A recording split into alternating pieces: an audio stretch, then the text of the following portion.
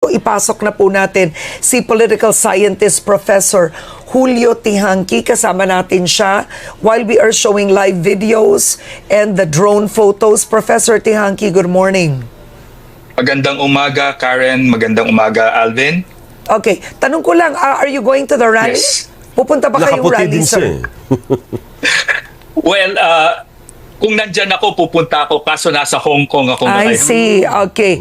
All right. So, base sa nakikita nyo ngayon, ano Yes. ang mensahe na ibinibigay nito sa ating pamahalaan, no? At gaano kahalaga na ang mga tao ay dapat lumahok? Yes. Oo. Napakahalaga nitong araw na ito, hindi lamang dahil sa simbolo na ito ay anibersaryo ng pagdeklara ng martial law, pero nakikita natin ngayon na mukhang buhay na naman ang kilusang protesta at mukhang nakikita natin ang pagbabalik ng people power sa Pilipinas. At ito ay nagbabalik pagkatapos ng mahabang paghuhupa nito dahil sa mga nakaraang administrasyon, at ito yung tinatawag nating political demobilization, no? May iba't ibang kadahilanan, no? Alam naman natin na napakahirap lumabas sa kalsada nung nakaraang administrasyon, napakahirap magprotesta, at may mga kababayan din tayong napagod na kakaprotesta. Pero dahil sa laki at bigat nitong korupsyon na naibulgar ngayon, no, na lahat ay damay, lahat ay tinamaan, at lahat ay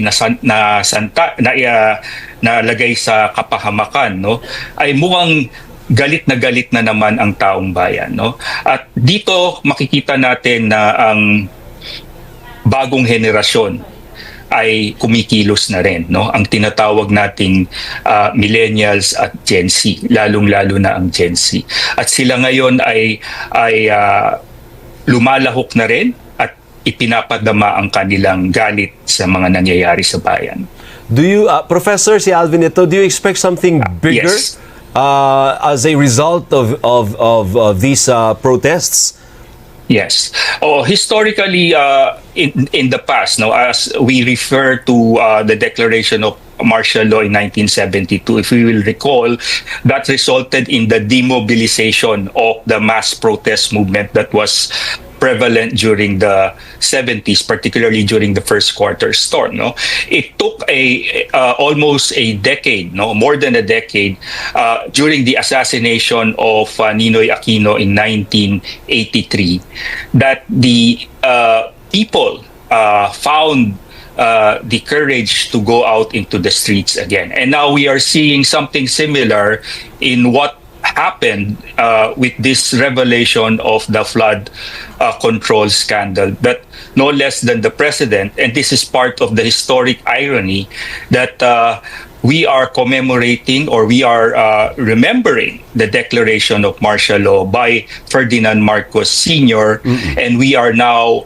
holding a mass protest rally from an issue that no less than the son, President Ferdinand Marcos Jr., exposed. No, this is the first time, I think, in our nation's history that the president himself, no, became a whistleblower of sorts. No, but nonetheless, no. There are some people skeptical about this, no? Kasi alam naman natin na may kasaysayan din ang pamilya ng mga Marcos sa nakaraan tungkol sa issue ng korupsyon. Kaya ito ay isang irony na tinatawag, no? Isang performative irony, no?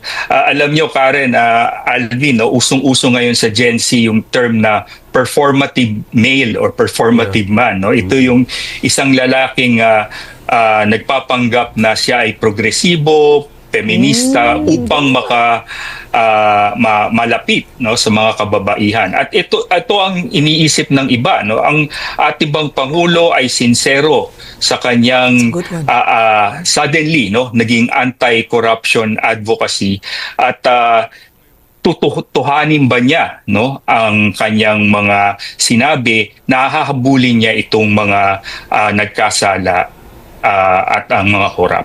Opo. Professor, ano nakikita mo?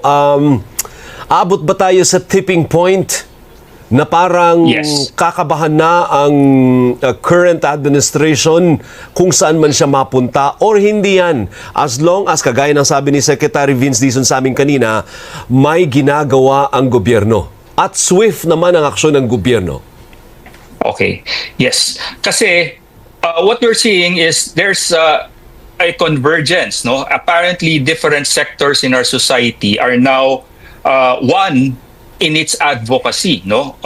And that is anti-corruption. But however, the same sectors are divided in their political agenda, no? At alam naman natin, no, dito lang sa pag-organisa nitong rallying to, no, may iba't ibang grupo at may iba't ibang venue at may iba't iba ring political agenda, no. Nandiyan yung mga pro-Marcos, no, yung mga Marcos loyalists, nandiyan yung mga tinatawag na liberal o mga SOCDEM or Social Democrats na akbayan. Nandiyan din yung mga NATDEMs, no, yung National Democrats na Makabayan Bloc. At higit sa lahat, no, nandiyan din yung mga Duterte diehard supporters, no. At bawat isa dito sa mga grupong to, yung blocking to, ay may kanya-kanyang political agenda.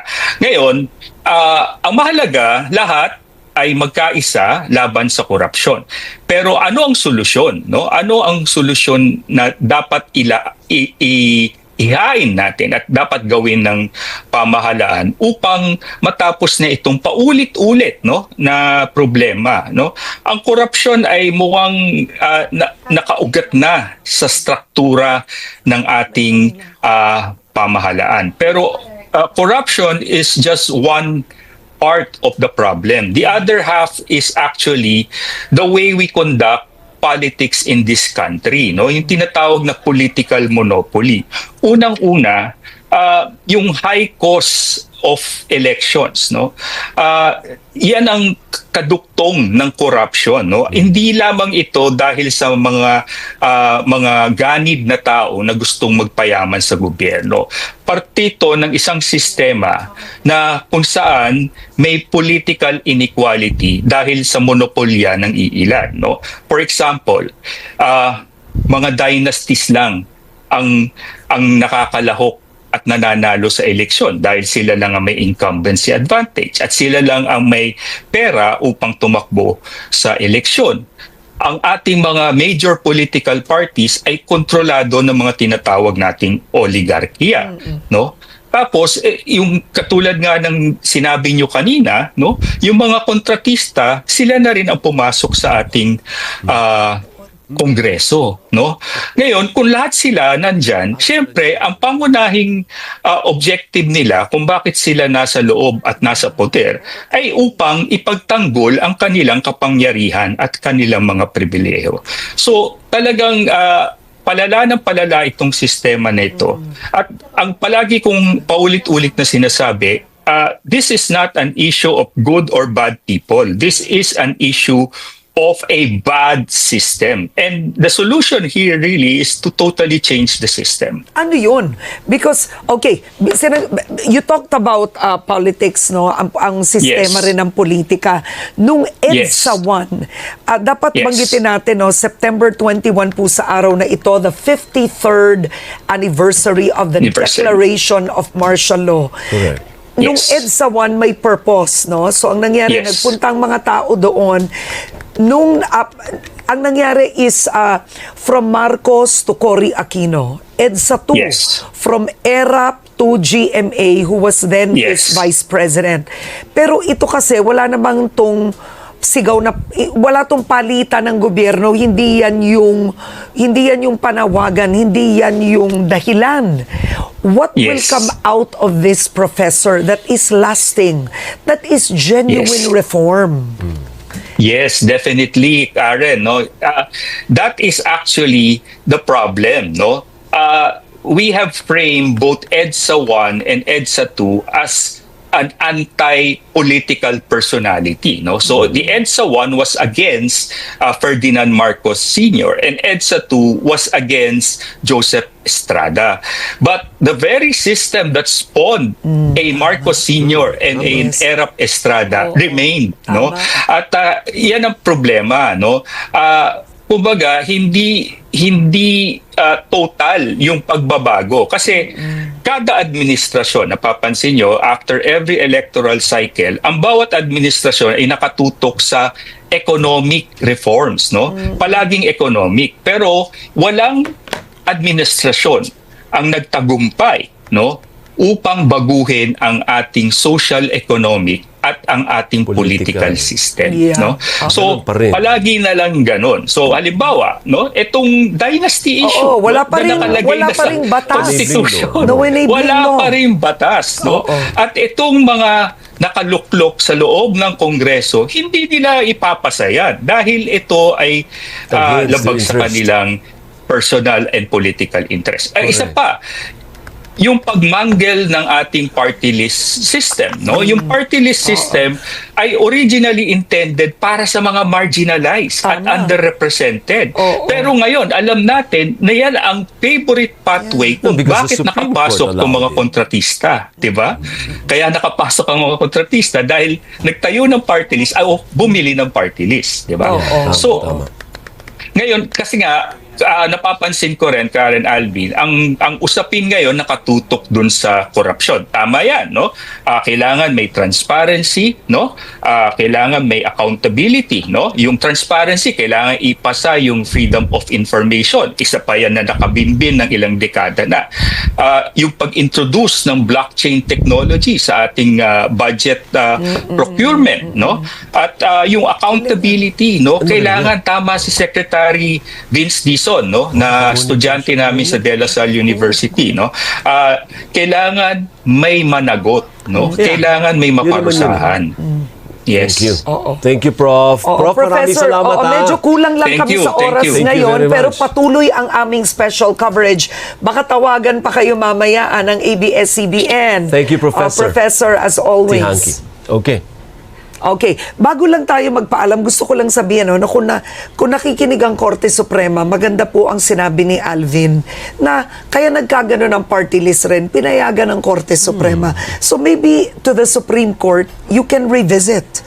Diba? You can revisit that decision. Di ibig sabihin, Oo. kasali dapat lahat sa reform. That's why, Hindi lang oo. legislature, judiciary, lahat. Lahat. Pati tayo, lahat. Oo.